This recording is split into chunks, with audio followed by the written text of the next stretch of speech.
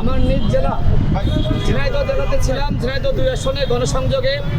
ঠিক সেই সময় আমি জানতে পারি আমাদের গণ অভ্যুত্থানের অন্যতম যোদ্ধা উসমান হাদি ভাই তিনি গুলিবিদ্ধ হয়েছেন।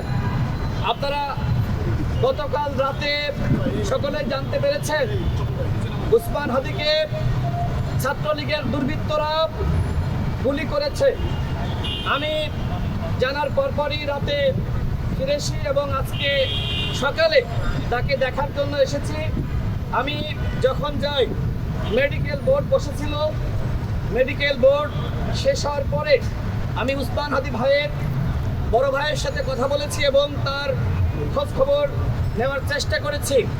আমি যতটুকু জানতে পেরেছি তার অবস্থা খুবই গুরুতর। তিনি অত্যন্ত ক্রিটিক্যাল সিচুয়েশনে আছেন। তার অবস্থা অপরিবর্তিত। আল্লাহর কাছে এই মুহূর্তে দোয়া করা ছাড়া আমাদের কিছু করার নাই। গতকাল ঢাকা মেডিকেলে যে ডাক্তার তার অপারেশন করেছিল, ডাক্তার জাহিদ ভাই, তিনি আমার আগে থেকেই পরিচিত। আমি তার সাথে কথা বলেছিলাম। তিনি আমাকে জানিয়েছেন যে কানের নিচ দিয়ে এক পাশ থেকে গুলি লেগে আর এক পাশ থেকে বের হয়ে গেছে এবং তার মগজ ক্ষতিগ্রস্ত হয়েছে।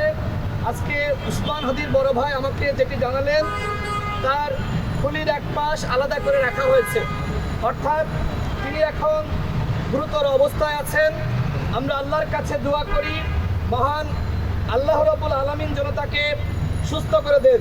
এই মুহূর্তে একমাত্র আল্লাহই পারেন উসমান হাদিকে আমাদের মাঝে ফিরিয়ে দিতে। আমরা অত্যন্ত ব্যথিত। সারা বাংলাদেশের মানুষ রাজপথে নেমেছে, অনেকে ঘরে বসে দোয়া করছে।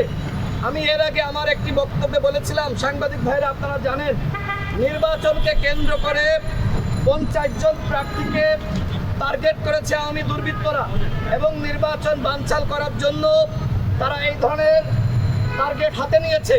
এবং তার অংশ হিসেবে গতকাল আপনারা দেখলেন যে কিভাবে একদম কাছ থেকে টার্গেট করে উসমান হাদি ভাইকে হত্যার উদ্দেশ্যে এই ধরনের পরিকল্পনা করা হয়েছে এবং তারা সেটি বাস্তবায়ন করেছে। সব থেকে যেটি অবাক করার বিষয় সেটি হলো বন্ধু বেশে আগে এই দুর্বৃত্তরা কাছে গিয়েছে উসমান হাদি ভাইয়ের যে গবেষণা প্রতিষ্ঠান এবং তিনি যেখানে রিসার্চ করেন সেই প্রতিষ্ঠানে এই দুর্বৃত্তরা অসংখ্যবার গিয়েছে, কখনো মাস্ক পরে কখনো মাস্ক খুলে। অর্থাৎ আমরা যেটি দেখি যে ছাত্রলীগের দুর্বৃত্তরা তারা এই যে মাস্ক পরে ঝটিকা মিছিল করছে, সংখ্যায় হয়তো অল্প, এটি দেখে আমরা মনে করি যে আওয়ামী লীগ হয়তো আর ফিরতে পারবে না। কিন্তু আজকে তারা যে পরিকল্পনা হাতে নিয়েছে, নির্বাচন যত ঘনিয়ে আসবে তাদের এই পরিকল্পনা তত বেশি তারা বাস্তবায়ন করার চেষ্টা করবে। এই জন্য আমরা সরকারের কাছে, আমি 2 জন উপদেষ্টার সাথে সাক্ষাৎ করে আমি এই পরিকল্পনার কথা বলেছিলাম। আইন উপদেষ্টাকে আমি নিজে বলেছি যে আওয়ামী লীগ নির্বাচনকে কেন্দ্র করে একটি পরিকল্পনা নিচ্ছে এবং যেহেতু আগে রিফাইন্ড আওয়ামী লীগ রূপে আওয়ামী লীগ ফিরতে পারে নাই, জাতীয় পার্টির কাঁধে ভর করে আওয়ামী লীগ ফিরতে পারে নাই, এখন স্বতন্ত্রভাবে আওয়ামী লীগ আগামী নির্বাচনে অংশ নিতে চায়। তাদের প্ল্যান হলো নির্বাচনে অংশ নেওয়া না, বরং আওয়ামী লীগের পদধারী নেতারা তারা নির্বাচনে যাবে এবং নির্বাচনকে বানচাল করবে।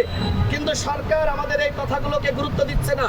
এমনকি আমি প্রধান নির্বাচন কমিশনার তার বরাবর আমি চিঠি দিয়েছি।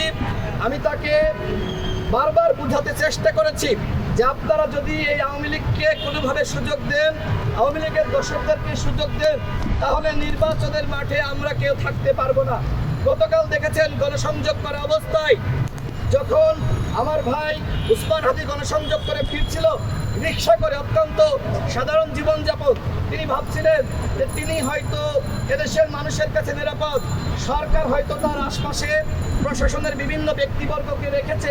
কিন্তু কি ঘটলো, আমার ভাই উসমান হাদি আজকে যদি আমাদের মাঝে ফিরে না আসে তার জবাবদিহিতা কিন্তু এই সরকারকে করতে হবে। স্বরাষ্ট্র উপদেষ্টা কোনোভাবেই এই ঘটনার দায় এড়াতে পারে না। আমরা মনে করি এই মাথাভাঙ্গা স্বরাষ্ট্র উপদেষ্টা তার নেতৃত্বে কোনোভাবে আইন শৃঙ্খলা বাহিনী কাজ করতে পারবে না। সুতরাং যদি আগামীতে এই সরকার সুষ্ঠু নির্বাচন করতে চায়, যদি সরকার মনে করে জাতিকে সেরা নির্বাচন উপহার দেবে, তাহলে সবার আগে দায়িত্ব এই স্বরাষ্ট্র উপদেষ্টাকে সরিয়ে দেওয়া। আমরা দেখছি ডিসিএসপি সহ প্রশাসনের রদবদল হচ্ছে, উপদেষ্টা পরিষদের কেন রদবদল হচ্ছে না? এই অযোগ্য স্বরাষ্ট্র উপদেষ্টার মাধ্যমে কোনোভাবেই আইন শৃঙ্খলা বাহিনীকে তারা নিয়ন্ত্রণ করতে পারবে না এবং আইন শৃঙ্খলা পরিস্থিতি তারা নিয়ন্ত্রণ করতে পারবে না। সুতরাং সবার আগে আমরা মনে করি এই ঘটনার দায় নিয়ে এই স্বরাষ্ট্র উপদেষ্টাকে 24 ঘন্টার মধ্যে পদত্যাগ করতে হবে। এই স্বরাষ্ট্র উপদেষ্টা তিনি কোনোভাবেই আমাদের নিরাপত্তা দিতে পারছেন না। আরেকটি বিষয় বলে আমি শেষ করব। আমি শুনেছি যে কয়েকজন ব্যক্তিকে আওয়ামী লীগ টার্গেট করেছে, তার ভিতরে আমাদের উসমান হাদি ভাই তিনি কিন্তু অন্যতম ছিলেন। আজকে উসমান হাদি ভাই কুমায় রয়েছে, তিনি আমাদের মাঝে ফিরে আসবেন কিনা আমরা কেউ জানি না। আগামীকাল হয়তো আমার পালা, আপনার পালা। এই সরকার যদি আমাদের নিরাপত্তা না দিতে পারে তাহলে আমরা কিভাবে গণসংযোগ করব, কিভাবে নির্বাচন করব? আমি সর্বশেষ বলতে চাই, উসমান হাদি ভাইকে যে সকল দুর্বৃত্তরা গুলি করেছে তাদেরকে অনতিবিলম্বে গ্রেপ্তার করতে হবে, চিরুনি অভিযান শুরু করতে হবে। আজকে আওয়ামী লীগকে আপনারা ধরছেন না, বরং আমরা দেখেছি আওয়ামী লীগের দুর্বৃত্তরা তারা কিন্তু জামিন পেয়েছে। আমি বলতে চাই এই নির্বাচনকে কেন্দ্র করে আওয়ামী লীগ এবং তাদের অপরাধীদেরকে গ্রেপ্তারের জন্য অনতিবিলম্বে চিরুনি অভিযান শুরু করতে হবে। সারা বাংলাদেশের মানুষের উদ্দেশ্যে বলতে চাই, উসমান হাদি ভাইয়ের জন্য আপনারা দোয়া করেন। সে একজন বিপ্লবী নেতা, সে যেভাবে এদেশের বিপ্লবী শক্তিকে সংগঠিত করছিল এটি দেখে আওয়ামী লীগ ভয় পেয়েছে। এই ভয় পেয়ে মূলত আজকে তাকে টার্গেট কিলিং করার পরিকল্পনা নিয়েছিল, কিন্তু আমরা দৃঢ় বিশ্বাস করি তিনি হয়তো সুস্থ হয়ে আমাদের মাঝে ফিরে আসবেন। আপনাদের সকলকে ধন্যবাদ।